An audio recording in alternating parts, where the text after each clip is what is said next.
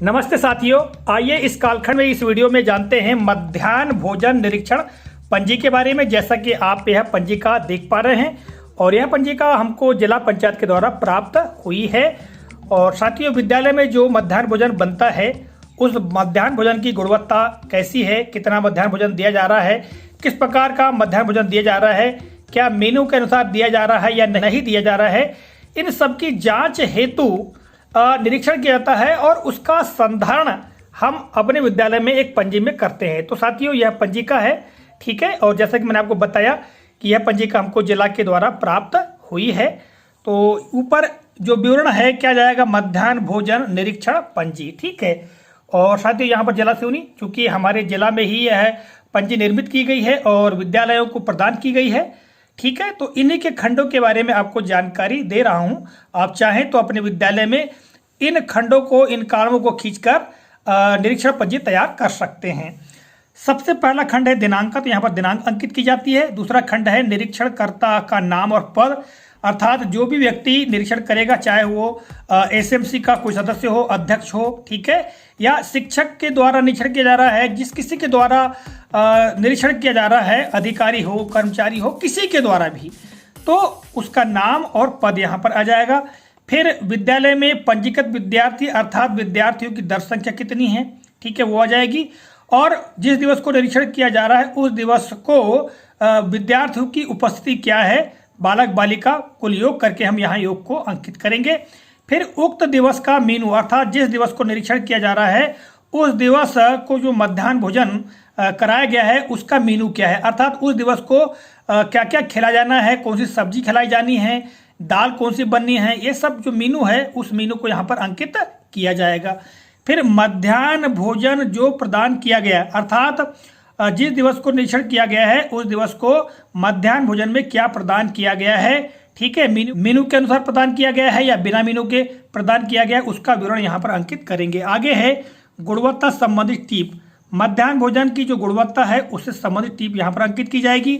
फिर आगे देखिएगा रसोइयों एवं भोजन ग्रहण करने वाले स्थान की साफ सफाई के संबंध में टीप, अर्थात जहाँ भोजन बनाया जाता है, ठीक है, साथ ही बच्चों को जिस स्थान पर भोजन प्रदान किया जाता है, भोजन खिलाया जाता है, तो उस स्थान की साफ सफाई से संबंधित जो टीप है यहाँ पर अंकित की जाएगी, ठीक है। आगे हम चले अगले प्रश्न पर।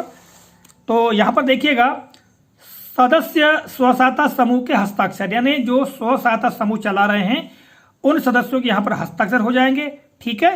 फिर निरीक्षणकर्ता माता के हस्ताक्षर, यानी जिस माता ने निरीक्षण किया है, ठीक है, तो उस माता के हस्ताक्षर हो जाएंगे। फिर एमडीएम चखने वाले शिक्षक का नाम और हस्ताक्षर, जिस शिक्षक ने एमडीएम चखा है उसका नाम और हस्ताक्षर यहाँ पर हो जाएंगे, ठीक है। आगे है खाद्यान्न की उपलब्धता संबंधी टीप, पर्याप्त मात्रा में खाद्यान्न उपलब्ध है या नहीं है उसकी टीप यहाँ पर अंकित की जाएगी। और आगे है राशि की उपलब्धता संबंधित टीप, और यहाँ पर राशि की उपलब्धता के संबंध में, यानी मध्याह्न भोजन चलाने के लिए पर्याप्त राशि है या नहीं खाते में, उससे संबंधित टीप यहाँ पर अंकित की जाएगी। इसके पश्चात निरीक्षणकर्ता के निरीक्षण की टीप, यानी जो निरीक्षण करता है उन्होंने जो भी निरीक्षण किया है वो अपनी टीप अंकित करेंगे, क्या भोजन अच्छा दिया जा रहा है, नहीं दिया जा रहा है, क्या सुधार की आवश्यकता है, उससे संबंधित टीप यहाँ पर भी लिखेंगे। अंत में हस्ताक्षर निरीक्षणकर्ता, यहाँ पर जो भी निरीक्षण करेंगे उनके हस्ताक्षर हो जाएंगे। तो साथियों, इस तरह से कुल 15 खंड या कॉलम बने हुए हैं।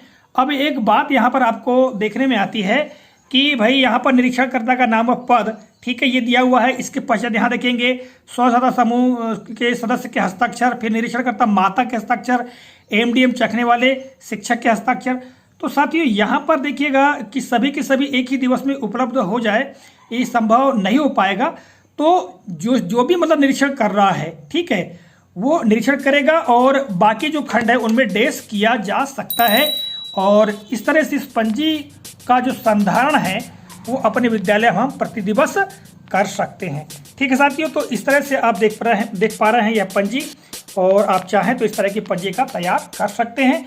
और चूंकि ये पंजिका हमको जिला के द्वारा प्राप्त हुई है, इसलिए इस कालखंड में इस पंजिका के बारे में मैंने बताने का प्रयास किया है।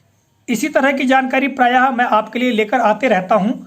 आशा करता हूँ यह जानकारी भी आपको काफ़ी उपयोगी और महत्वपूर्ण लगी होगी। मिलेंगे अगले कालखंड में किसी नए प्रकरण, नई जानकारी को लेकर। तब तक के लिए जय हिंद।